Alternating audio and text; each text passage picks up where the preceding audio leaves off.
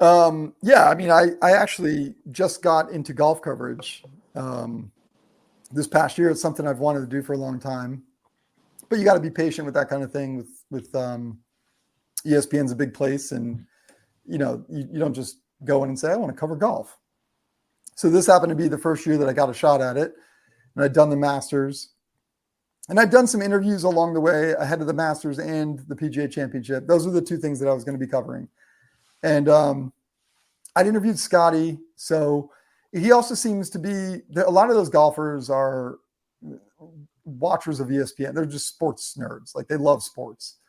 So there was some familiarity there for sure. Where Scottie, at the very least, had seen me on ESPN. So did I know Scottie before that day? No. Did we see each other and know who each other were? Yes.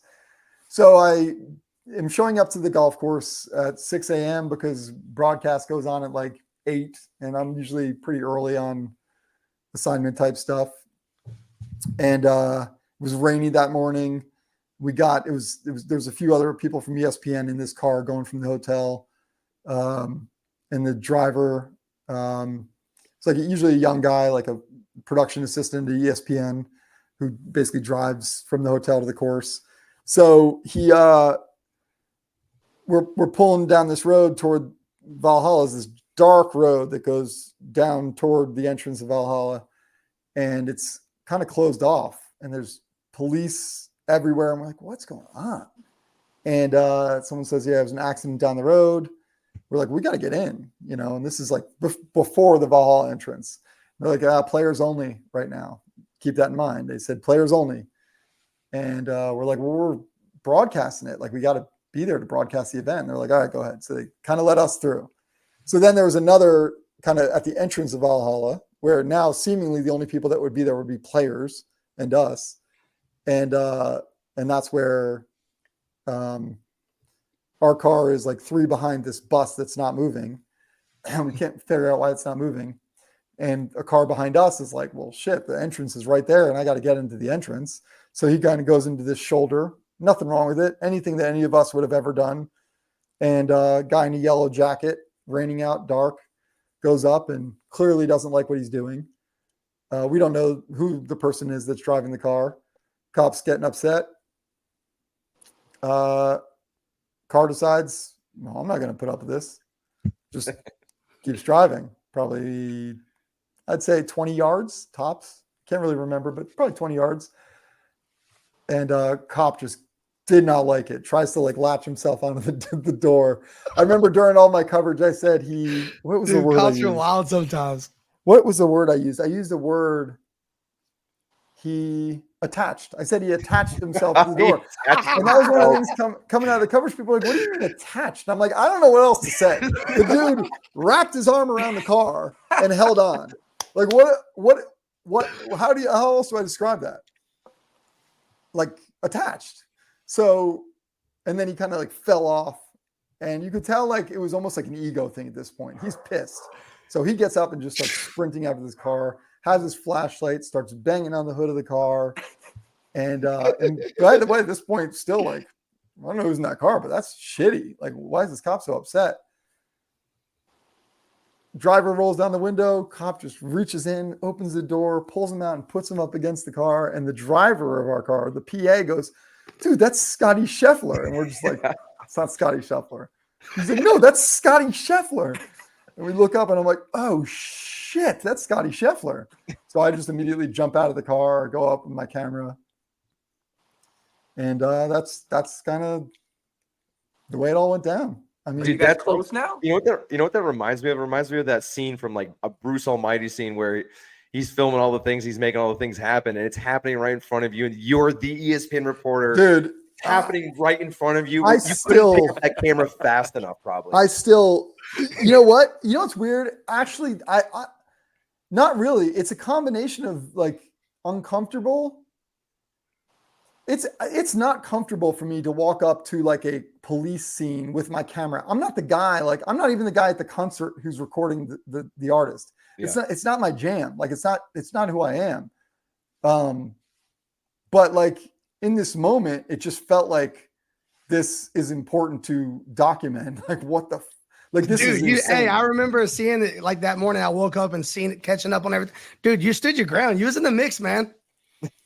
They were like trying to back you off, and you were like, it got worse. Like, it was not. There was another time when I went around to the back of and I was kind of like talking to Scottie in the back of the patrol car, and the cop was like, "We told you need to get to the other side of the street." And I'm like, "Or what?" Because now I'm like, "Oh shit!" It was one point where at least I'm like, "Oh shit, I'm the media. I can do what I want." Like, and I'm like, "Or what?" And they're like, "We're gonna arrest you for." I'm like, "What are you gonna arrest me for?" And they go, obstruction. Obstruction, yeah. Interfering with the police investigation. I'm like, okay. that hits. So that sounds important. I'll head over there to the other side. And then I remember the cop like put his hand on my back. I'm like, "Don't you touch me." And he did it again. I'm like, "I said, don't touch me." I was getting real sassy with that guy. I was hoping that would have been on some of the body cam footage, but it didn't. Dude, but how cool, like, as a golfer, are you more of like a fan of the pro golfers than you Big are fan being around the NFL guys? Like, is it a different vibe for you? Yeah, yes, in a word, because I mean, to a degree, like I'm not in general, I don't really get starstruck in general. Subtle flex. No, I mean, it's just who I am, but yeah, flex. Who you've been for 20 years. Yeah, we get it. Yeah. But for sure, I think anytime that you see someone you're used to watching on TV, which like NFL players I've experienced in the 3-dimensional state plenty of times, but when you start to see these guys like in person, it's like, yeah, it's definitely different and cool. But in that moment, it was definitely more about like, I mean, it was just surreal. Like, I still in my head, like, I'm like, I can remember the moments. I remember him looking at me and being like, "Can you help me?" And I'm like, what is going on right now? Scottie, that's wild. That's exactly how it looked too from home. Like from the home, it was like, dude, this is wild. Pat McAfee asked me on his show, like, what took you so long? Because like to post the video. And I'm like, it wasn't like I just walked, it wasn't like that happened. And immediately I'm like, hit send on it. Like, first of all, I'm still part of the whole thing, trying to figure out what is going on. He's in the back of the patrol car. I'm like, is he going to get let go? Like, what happens next? Yeah. So, and then I'm standing on the side of the road after the patrol car pulls away, and I'm like, okay, what the fuck just happened?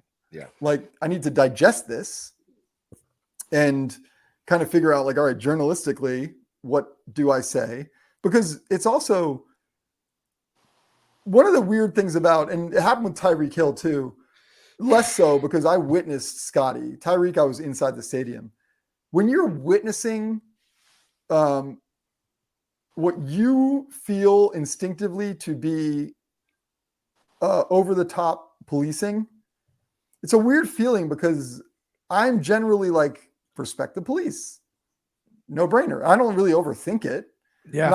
I'm not like waving my American flag, respect the police. I'm like, respect the police. Like, cop walks up to you, you roll down the window and you talk to him and you respect him. Simple as that.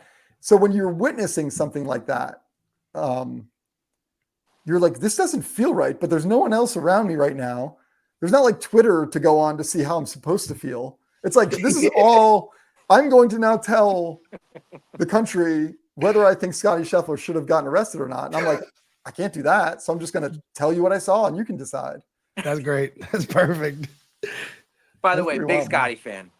Big Scottie fan. I will say that. We have another one. This is like, for me, the only time I've ever gotten starstruck from somebody, I own a glass company, so I do some glass work in the Bahamas. And my partner in the Bahamas gave me his tickets to the Hero World Challenge. And It was a Thursday where there's like 50 people watching the tournament. And I got to walk with Tiger and Justin Thomas for 18 holes. And the entire time, I'm looking at Tiger like he's God. And I'm like, why am I doing this? This is weird. But it's for sure. Like Tiger has an effect. Like, you don't realize how big of stature Tiger is until you see him in person. He does. Like, he sucks the air out of the room. There's guys that do that. Tiger is one of them. Michael Jordan is one of them. Tom Brady. I've been around Tom a lot. He sucks the air out of a room. Like he doesn't intimidate me as much, but like you feel it when he walks in a room. Like everybody just goes woof. But Tiger for sure is. I was at Augusta, and I was kind of like in the clubhouse area, and all of a sudden you hear like the cleats, and it was just like coming down this narrow hallway. It was just ching, ching, ching, ching. It sounded like a Russian army or something. Like it was just this like that just made me think of like gladiators. Yeah, it felt like that. It was down this hallway and obviously flanked by a bunch of people. And I like turned the corner and was not like expecting it to be Tiger. And it was just like it was Tiger. But like to the whole like Russian army thing, like ching ching ching, he has like people around him. Dude, I was like standing against the wall, like and afterwards you're like, why did I just completely like turn into something? Like what just happened there? He's for sure one of those people.